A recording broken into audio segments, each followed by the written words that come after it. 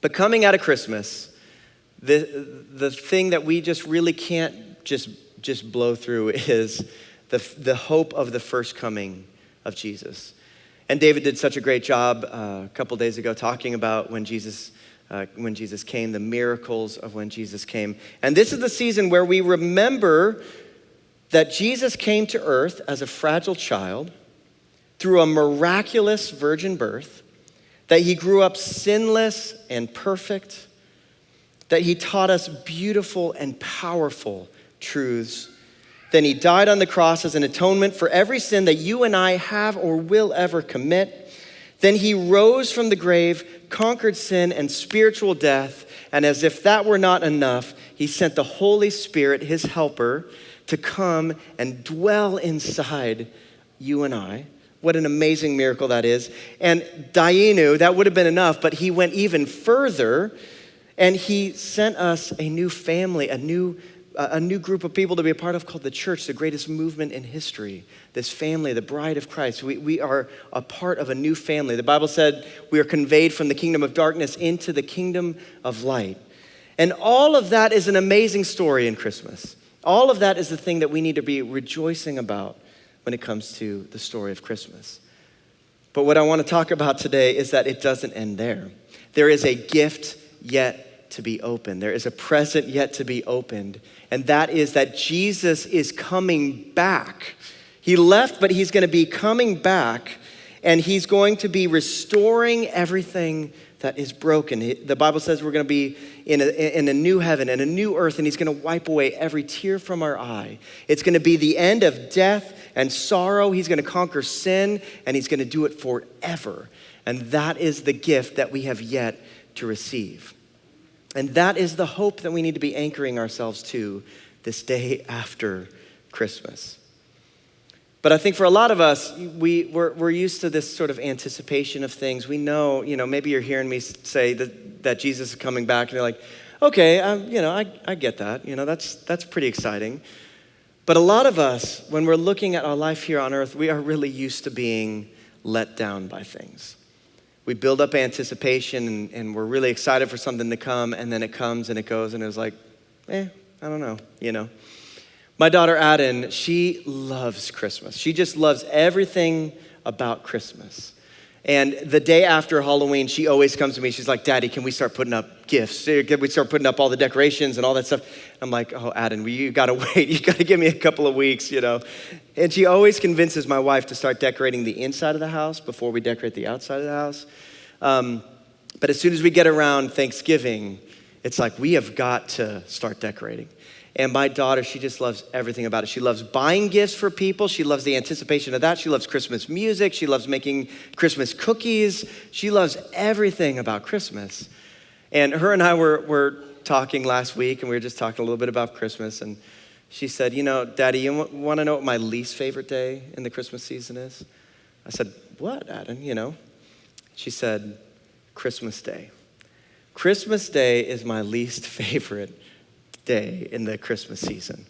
Now, she's not saying she doesn't understand who Jesus is. Our family, we talk about Jesus as the reason for the season. We talk about all of that. We read the Christmas story, not just the night before Christmas, but the actual Christmas story in Luke. We talk about Jesus. We talk about the gift of who Jesus is. But she said, all the anticipation, all the buildup, all of that, and then Christmas Day comes, and she goes, that is the longest I have to wait for Christmas. Is Christmas Day. Now I have a full year to wait before Christmas comes. And I get it, I think so many of us do that in life, and we're used to being let down by anticipation. And, maybe it's, gosh, if I could just get more money in my bank account, if I could just get that job with more money, and you go, then I'm gonna be totally fine, then I'm gonna be happy, and then the day kind of comes and goes, and you go, I don't know if I'm all that much more happy, If I could just do that addition on the house, or I could just buy a house. Maybe you're renting, and you're like, if I could just buy a house, and then your roof goes bad, and you go, oh, geez, I wish I was renting again, All of these things happen, and these days that we're really looking forward to, they come and they go, and they let us down. Even big things, marriage, maybe, in your 20s, you're like, gosh, if I could just get married, it's gonna solve all my problems, And then you get married and you realize it's a beautiful, wonderful thing, but all the problems you had before, you bring right into your marriage, and you got to deal with it still, you know? All of these things, all of these big moments, we are so used to being let down. But the thing I want to tell you today is the second coming of Jesus, the gift that is yet to be opened, is that one thing that our hearts are yearning for. You and I were built for eternity. We were built for heaven, and there is a longing in our heart that will never be satisfied in this earth until everything is set right, and we know it, we feel it every day, and the second coming of Jesus is that thing that we can anticipate, and not only will it not let you down, but it will not let you down, and it will exceed your expectations for eternity. Forever. Forever, everything is gonna be set right again. And that is the hope that we have as we're coming out of Christmas. The first coming was unbelievable. It was amazing. In the Old Testament, there are over 300 prophecies about the Messiah. And over 100 of them came true when Jesus walked the earth. 100 of them came true when it came to the virgin birth and the crucifixion and all of these things, all these prophecies about the Messiah that came true. But there are 200 prophecies that have yet to be fulfilled, and they will be fulfilled with the second coming of Jesus. And that is the hope that we can anchor ourselves to. But the thing about when we talk about the return of Christ is there's so many different, I was telling somebody, I'm having such a hard time with the sermon because there's so many rabbit trails I could go off of, so many different things that I could talk about. But ultimately, the hope that we have in the second coming really is a practical thing too. It shouldn't just be one of those things where we sit here in church and go, gosh, one day it's going to be so great. There has to be a practical outpouring for us in the here and now. And that's where we're at today. We're going to dive into our verses for the day. 2 Thessalonians, just a quick word of warning. I'm going to spit out a lot of Bible verses today. If you want to dive deeper, jump on the website, go back, But there are a lot of things when it comes to the second coming. But today what we're going to be camping in, the place we're going to be camping in is in 2 Thessalonians chapter 2, starting in verse 1. And a little background in 2 Thessalonians, Paul is writing this. This is most likely the earliest letters that Paul wrote. He went on a missionary journey in Acts 17. You could read about it. He went to a place called Thessalonica. And it said that he was there for 3 Sabbaths, which is not very long. 3 Sabbaths, this is the only way I could look at it. I'm going, well, he was either there for like 2 weeks. I know this is really weird, but I'm very visual. Either that he was there for 2 weeks, or he was there maybe like 4 weeks, something in between that time. But in that 2 to 4 weeks, Paul planted a church, established leadership, taught them theology, and then left. And I think for all of us who, maybe some of you are down on short-term mission trips, you could do a lot in 2 to 4 weeks. Paul started a church, left it, and this is his letter to that church. But 1 and 2 Thessalonians is such a great place for us to dive into because the background of what's going on in Thessalonica is this church is freaking out about the end times. There is this thing that's traveling around that the end times are happening right now and that they're missing it, that the return of Christ is right now and that they're missing it. There are people that are quitting their jobs because they're going, the return of Christ is happening right now, so I'm just like gonna quit my job. And that's later when Paul's talking real practically, saying, if you don't work, you don't eat. That's where that phrase comes from. But Paul is trying to temper this thing down and say, hey, don't freak out on me. 2 Thessalonians chapter 2, let's dive in. Concerning the coming of our Lord Jesus Christ and our being gathered to him, we ask you, brothers, not to become easily unsettled or alarmed by some prophecy, report, or letter supposed to come from us, saying that the day of the Lord has already come. Don't let anyone deceive you in any way. So again, the church, they're freaking out. They're going, the day of the Lord is coming. We're missing it. We gotta band together. We gotta do something crazy. And Paul's going, hey, calm down. Take it easy. If the day of the Lord is here, you will know it. It's not gonna miss, you're not gonna miss out on it. He's saying, calm down. But when he says those phrases, there's these really loaded phrases that Paul uses. When he said gathered together in him, He's hearkening back to 1 Thessalonians, the first letter that he wrote to him in 1 Thessalonians 4. He said there's going to be a day with the angels and trumpets, and Jesus is going to come back, and we're all going to be caught up together in the clouds and meet Jesus. And he says, encourage one another with these words. So the gathering together, he's talking about the day that Jesus comes back.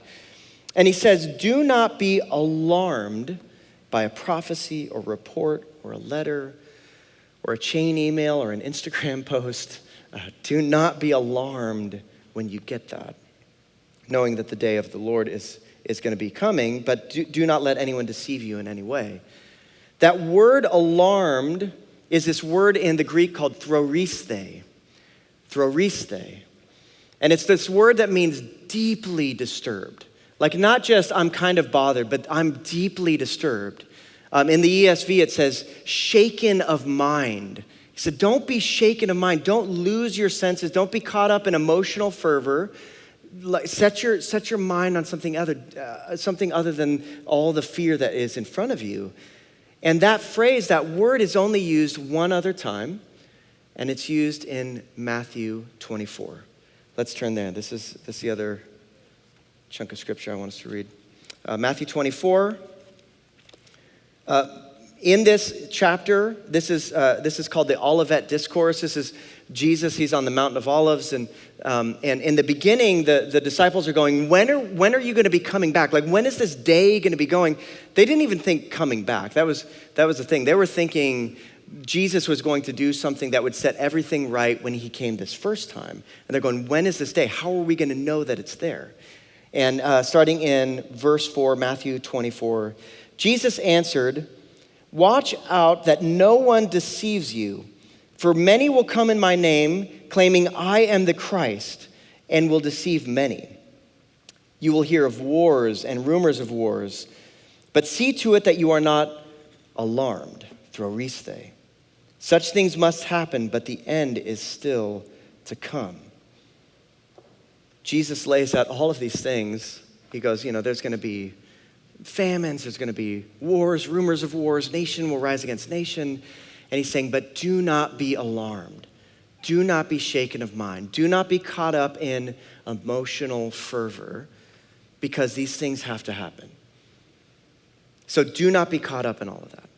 But I think you and I, we've experienced in 2020 and 2021, and maybe I'm the only one, but when 2020 happened, this is a little confession of mine, I have prepper tendencies. So when somebody's like, hey, I think this crazy thing's gonna happen, I go, yeah, I've been waiting for that. That's why I got some food in my closet, I got some water, and like I've been prepared, This has been a years-long problem for me, so I'm always bouncing between healthy and unhealthy versions of that. But 2020 kicked in, and I was like, here it is. All of you that thought I was an idiot for preparing, here it is. Now I've got food, I'm like ready to go, And many of us got caught up in that. And the problem is that we went through that little storm. 2020, it's not a little storm, it's a very big storm. We went through this big storm. A lot of the things that we thought were so stable showed themselves to not be very stable. And we started to become alarmed. We started to get shaken of mind. We started to set aside logic. We started to set aside peace from the Lord to go, I got this email and they said that this person in the military said that in a couple of weeks this thing's gonna happen, and I believe it, And again, maybe I'm alone, but this is yo-yo of, oh my gosh, maybe this is the end.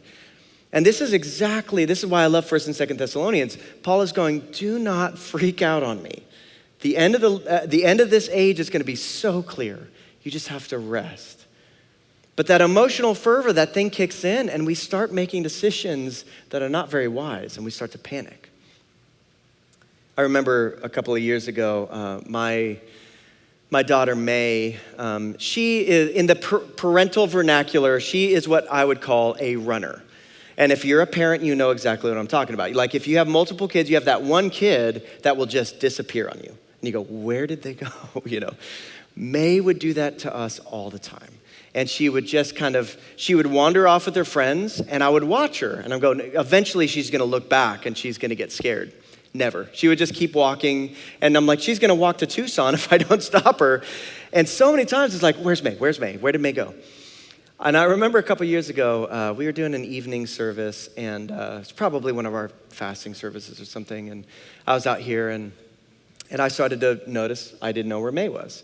And if you don't know, those of us on staff that have little kids, it's always controlled chaos when these like services are going on. We're saying hi to people, we're making sure everything's happening here, but then we're also making sure our kids don't just disappear on us. And so we're always like trying to keep tabs on them.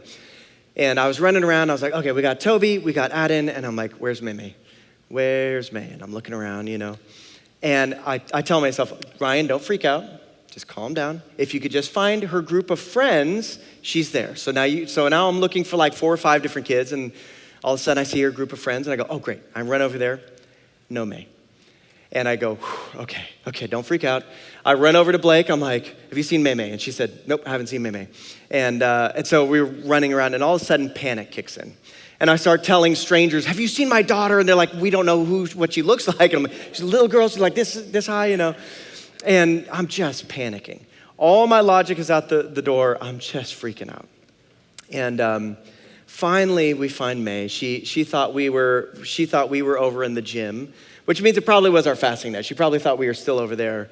And she was alone in the dark and just crying. And we found her. We're like, oh, May, and which her name is so short we have to say it twice, so we always call her May.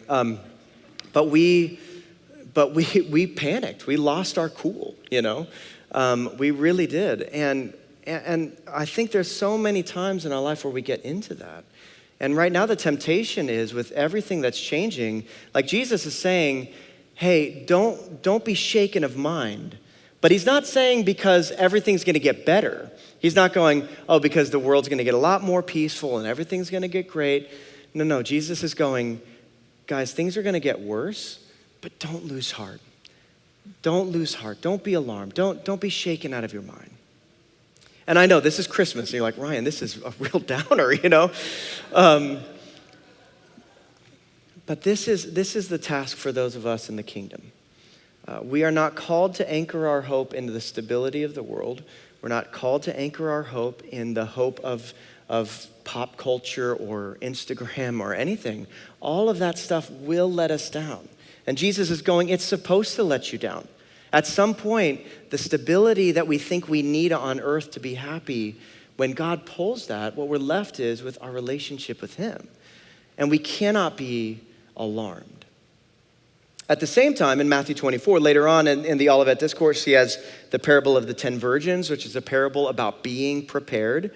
He has a parable of talks about the parable of the talents, which is like, hey, spend what you got here on the kingdom while you're here. And when the return of Jesus comes, you could go, Jesus, I gave you everything that I've got, and here is a return for you. So Jesus is saying, look, don't be alarmed, but don't stick your head in the sand either. Do not stick your head in the sand either. And throughout Scripture, it says we have to be prepared for the second coming. We have to be prepared all the time and be anticipating that all the time. So there's an alertness that we have to have. So pay attention to the times. In Luke 13, Jesus said to the people, he said, you look up at the sky and you see the rain, and you could tell me when rain is gonna come, you could tell me when the weather's gonna change, but you're not discerning the times. He's saying you have to pay attention to what's going on. So you have to be alert to what's going on. And ultimately, this is what it comes down to. And this is the thing that we have to remember. Here's the tidbit for you this morning. As followers of Jesus, we have to live our life alert, but not alarmed.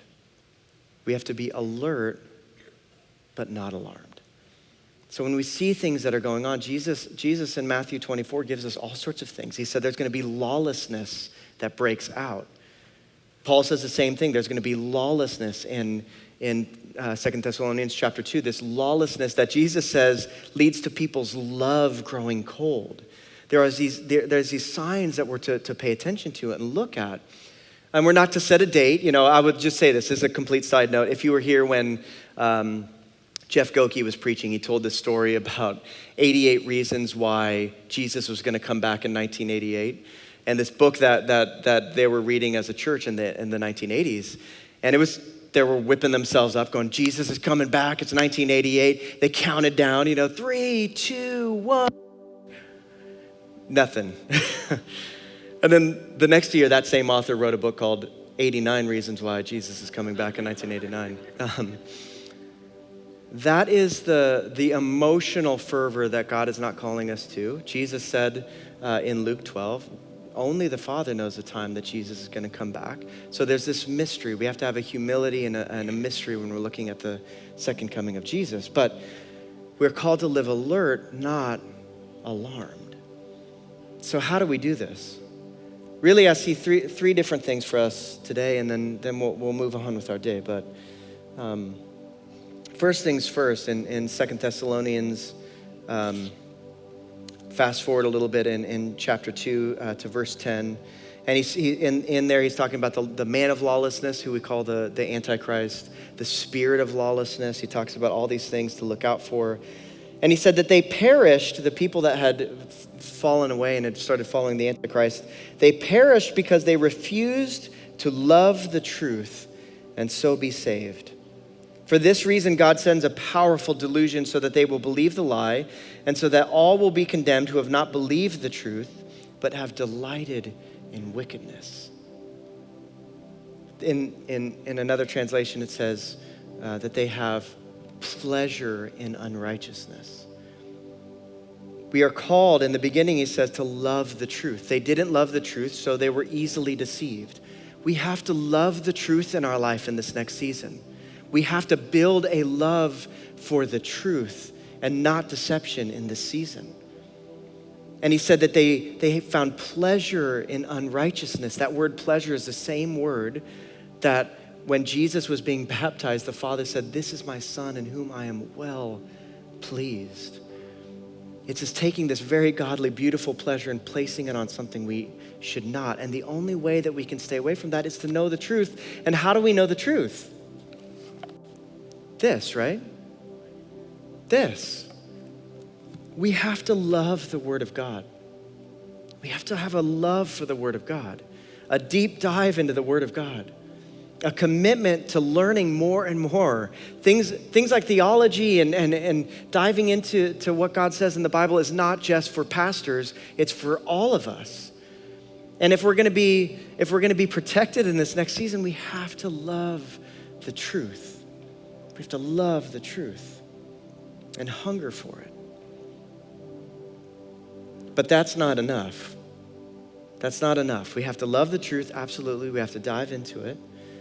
But we have to also set our expectations on the long walk with Jesus. A couple of us got together on Christmas Eve night, and we were talking, and we're talking about worship, we're talking about preaching, we're talking about new things that we see coming in the church, and things that were really interesting to us. And Nick, who's running sound in the back, he said, really the most impressive thing when it comes to followers of Jesus are people that are faithful to God in the long run. That season after season, they just stay faithful to Jesus. In the dry seasons, in the exciting seasons, in the fun seasons, in the hard seasons, they just stay faithful to Jesus. And when we look at the day of Jesus' return, it should have this fruit of long suffering in our life. I love the way James says this. We just got out of a series a few months back about James, and he said this in James chapter 5. He said, "Be patient then, brothers and sisters, until the Lord's coming. See how the farmer waits for the land to yield its valuable crop, patiently waiting for the autumn and spring rains. You too be patient and stand firm, because the Lord's coming is near." We have to stay patient. That long suffering is so important. So we have to love the truth. We have to stay committed to Jesus in the long run. All of that stuff is so vital for us. But that leaves us with one really, really important thing. You need relationship with Jesus more than anything else. You love the truth, great. You learn about Jesus, that's awesome. You read his words, great.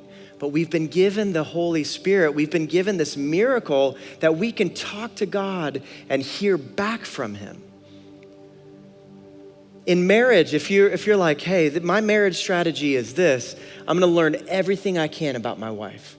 I'm gonna learn about all the words that she ever said. I'm gonna learn her family history. Like, I'm gonna really dive in and learn everything about her character. It's gonna be so great. But you never talk to her? That's a terrible marriage strategy. She's sitting right next to you and you go, I'm just learning all I can about my wife, but I'm not gonna talk to her, You're missing out because it's relationship that's so important in marriage. And it's relationship that's so important in following Jesus. We can learn all about him, but unless we have that fresh revelation, unless we're reading the Bible with the fire of the Holy Spirit in us, giving us revelation about it, we're missing a lot. Next week, actually, we're gonna be having a prophetic Sunday. We're gonna talk a lot about prophecy and the biblical way that we approach prophecy. But it's vital in having a relationship with Jesus. And maybe coming out of 2021, you're going, I don't know how I made it. Maybe you're coming out of 2021 going, I don't know if I can make it in 2022. Maybe all the weight of what's been going on in the last couple of years in our world is weighing you down to the point where you're going, I don't know if I could make it. I had conversations a lot. Being in a church, I got a lot of calls from people that are going, coming out of Christmas, I'm so depressed. I'm so full of anxiety. I just don't know if I can keep going on. And until you have relationship with Jesus, that is going to keep weighing you down. And until you anchor your hope into something far more stable than geopolitical stability, you guys, it's never going to be stable. I hate to tell you. There's no politician that's going to make our world better. There is no big thing that's going to make us safer or stronger. Like, stop looking at anything other than Jesus to accomplish that. And when you have relationship with Jesus and the Holy Spirit, something beautiful happens. And this morning, as I was praying for us, I just felt like the Lord is saying, maybe there's some of you in this room who have not anchored your hope in Jesus. Maybe you've come to church and you know things about Jesus, but you don't have that relationship with Jesus. Maybe some of you have never had a relationship with Jesus. Maybe you don't read the Bible. Maybe your spouse coerced you to coming to church today. Great, fine. However you found yourself here, Jesus has purpose for you this morning. Maybe you're watching online and you're going, I don't know why I stumbled onto this. Jesus has purpose for you this morning. Let's all bow our heads. Let's all bow our heads. Just as a posture of prayer, relying on Jesus. Maybe right now you are feeling that. Maybe you're feeling that burn in your heart. Maybe you're feeling that Jesus is leading you into relationship with him. Maybe you're feeling all the instability of the world and it's weighing you down to the point where you want to give up. And right now, I just want to tell you that Jesus is standing at the door of your heart and he's knocking. You just have to let him in. Just have to let him in. The beauty of following Jesus is not what we do to make ourselves better and to approach Jesus and earn some sort of standing with him. The beauty of the gospel is that Jesus came down to us. When we were hopeless and lost and in darkness, he came to us and he bridged that gap between God and man. And maybe today you're feeling like, I do not have that bridge. I'll have to tell you, it's so simple. It just starts with a prayer. It starts with connecting your life to Jesus. And if that's you right now, just pray this prayer with me. You could just pray it in your head, but just repeat after me in your head as I pray this prayer. Jesus, I'm at the end of my rope. Jesus, I have no hope and I need you. And Jesus, right now, I confess my sin. I confess that I have not been living right. And Jesus, right now I say yes to you. I confess that you came to earth, you lived a perfect life, and you died on the cross for me. Thank you. And Jesus, you rose again to conquer sin and death in my life, to restore hope. And right now I receive that free gift in Jesus' name. Jesus, help me to follow you all the days of my life. Just right now, in this room, just everyone's got their eyes closed. It's just you and the Lord, but there's something really beautiful about making a declaration that you chose to follow Jesus. And if that's you, just maybe slip your hand up real quick. If that's you, if you just gave your life to Jesus. Yeah. I love that. I love that. Yeah. Jesus, we thank you. We thank you that we have hope. We thank you that you're with us. We thank you that you have good plans for us, that you have a future for us, that you're coming back one day, Father. We worship you. We thank you this morning for people who gave their life to you, Jesus, that are choosing to follow you. What an amazing thing. And Jesus, right now we worship you, we celebrate you. In Jesus' name, all God's people said, amen.